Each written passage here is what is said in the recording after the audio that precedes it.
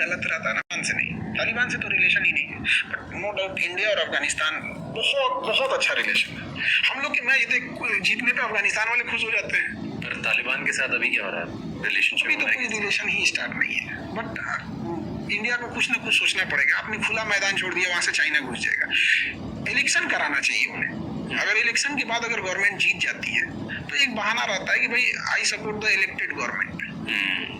क्योंकि अफगानिस्तान का है ना, यहाँ पे उसको उसका नाम चेंज कर देगा सब वो सब ना, तो गवर्नमेंट को सोचना चाहिए। क्योंकि अफगानिस्तान हमारे लिए बहुत अच्छा चीज है, क्योंकि मेरे दुश्मन का दुश्मन मेरा दोस्त। हमारा दुश्मन पाकिस्तान है, उसका दुश्मन अफगानिस्तान है, उसको सपोर्ट करना। हमें अफगानिस्तान खुला नहीं छोड़ना चाहिए। अफगानिस्तान से तो बहुत लोग अभी भाग रहे हैं। करेंगे क्या बेचारे वो लोग, मर ही रहे वहाँ। तो वहाँ पर तभी मैं लंदन में था और जहाँ पर टैक्सी ड्राइवर था मेरे साथ, वो अफगानी था, और वो बता रहा था कि अफगानिस्तान में कैसा रैकेट चलता है लंदन आने के लिए। तो अफगानी लोग पाकिस्तान जाते हैं फर्जी डॉक्यूमेंट बना के, वहाँ पैसे खिला के, बहुत आसान है जाना। फिर पाकिस्तान से किसी न किसी तरफ डॉक्यूमेंट बनाते हैं, पासपोर्ट बनवाते हैं, जिससे वो टूरिस्ट वीज़ा पे लंदन आते हैं, क्योंकि पाकिस्तान से ये स्टूडेंट वीज़ा पे।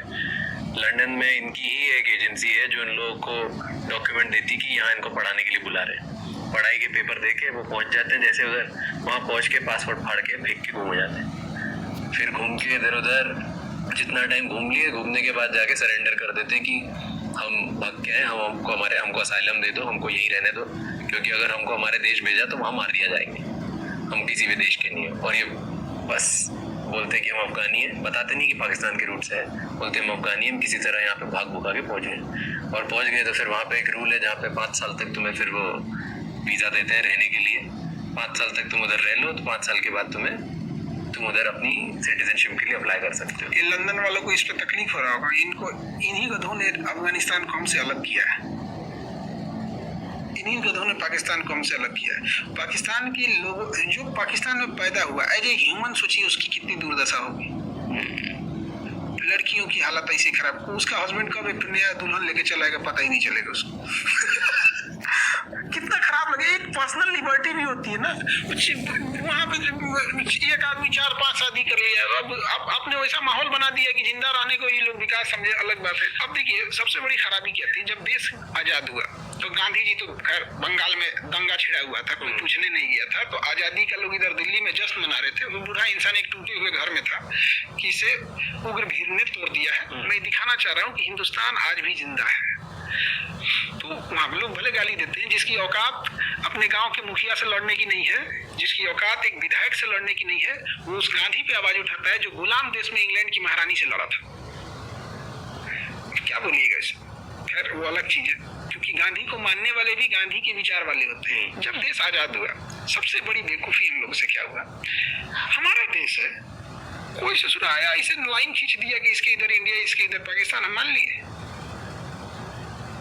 क्या बेवकूफी थी, चाहे उस समय सरदार पटेल हो, जवाहरलाल नेहरू हो। हमारे देश में क्या है ना कि आप एक नेता को गाली दो, एक को मत बोलो। भाई दोनों लोगों ने क्या किया, ये आपको ऊपर एक लाइन कोई खींच के चला गया, आप क्या करेंगे, तुम जाना है ब्रिटेन जाओ। उसने क्या किया, सेनापति कहा कि हमारी सेनापति 2 साल तक यही रहेंगे। जनरल बूचर था वहां पे, तो वो वहीं रह गया। आप 2 साल बाद मिटा देते उसको, जिन्ना मर चुका था। पाकिस्तान में जिन्ना के अलावा कोई नेता ही नहीं था। अबुल कलाम आजाद को यहाँ खड़ा कर देते। आज़ाद होने के बाद जब अपनी सिचुएशन थी 1950 के आसपास बात कर रहा हूँ मैं, 47 के बाद, उस टाइम पे चाइना की भी लगभग ऐसी सिचुएशन थी और शायद और ही गया गुजरा था। पर आज चाइना हमसे बहुत आगे दुनिया पर राज करेगा आने वाला फ्यूचर वर्ल्ड फ्यूचर चाइना का। वो झूठा बात नहीं बोलता है कि हम विश्व गुरु है। ना हमारे यहाँ कोई काम की यूनिवर्सिटी जो वर्ल्ड लेवल में हम कह सके, ना कोई इंजीनियरिंग कॉलेज। ड्रोन तो बना नहीं पा रहे हैं, दूल्हा का ड्रोन बनाने वाला चाइना से आ रहा है, जबकि युद्ध ड्रोन पे चला जा चुका है। तो हम लोग फॉल्स ईगो में हम लोग नहीं जी रहे, हम लोग जी रहे हैं। चाइना ऐसा नहीं करता है। आगे निकल क्यों गया चाइना? एक होता है रियलिस्टिक सोच, एक होता है आपका आइडियोलॉजिकल, काश ऐसा होता, दुनिया ऐसी होती। तो हम लोग उसमें जी रहे हैं। और चाइना रियलिस्टिक है, भाई सड़क बनेगी काम खत्म। अब हम लोग को क्या है कि इंग्लिश थोपिए। इंग्लिश थोपने के चक्कर में 70% स्टूडेंट की जो नॉलेज है, जो वर्क फोर्स है, जो उसका टाइमिंग, वो इंग्लिश में चला गया। यूपी बिहार झारखंड के बच्चे जो एक मेजर पॉपुलेशन को होल्ड करते हैं, हरियाणा से लेके आप उस नॉर्थ बेल्ट को ही पूरा पकड़ लीजिए, इतने लेबोरियस बच्चे हैं बट क्या प्रॉब्लम क्या है कि उनके पास पैसे की प्रॉब्लम्स है। पैसे की प्रॉब्लम होने की वजह से अच्छे स्कूल नहीं है, और अच्छे स्कूल ना होने की वजह से उनका इंग्लिश पे कमांड अच्छा नहीं है। अब वो अपने आप को लो फील कर रहे हैं बिना मतलब का। हम भी इंग्लिश मीडियम में मेरे घर वाले पढ़ाए, 12-13 साल इंग्लिश मीडियम में पढ़ा है। हम एक ही चीज सीखे, मे गो टू ड्रिंक वाटर। उसके बाद कुछ बुझाया ही नहीं हमको। 1970 के आसपास में चाइना में माओ जेडोंग आए थे। उन्होंने कहा कि बाढ़ में जाए तुम्हारा अंग्रेजी, मंडारिन भाषा बोलो, उसी में सीखेंगे। आज आप देखिए वहां का प्राइम मिनिस्टर को भी इंग्लिश उतना अच्छा से नहीं आता है, प्रेसिडेंट को भी नहीं आता है, तो क्या दिक्कत है? क्या बराक ओबामा को हिंदी आती है? नहीं, तो मोदी को इंग्लिश नहीं आएगी तो क्या दिक्कत है? आप बोलिए तो एक ट्रांसलेटर रख लिया जाएगा आपको जहां जरूरत पड़ेगी उसकी। तो जो ब्रेन वर्क होना चाहिए था मेन काम पर, वो हट गया। और ये चाइना में नहीं हुआ। चाइना में नहीं हुआ। आपको चाइना में आप टॉप लेवल की बात करें, चाइनीज बोलेगा वहाँ।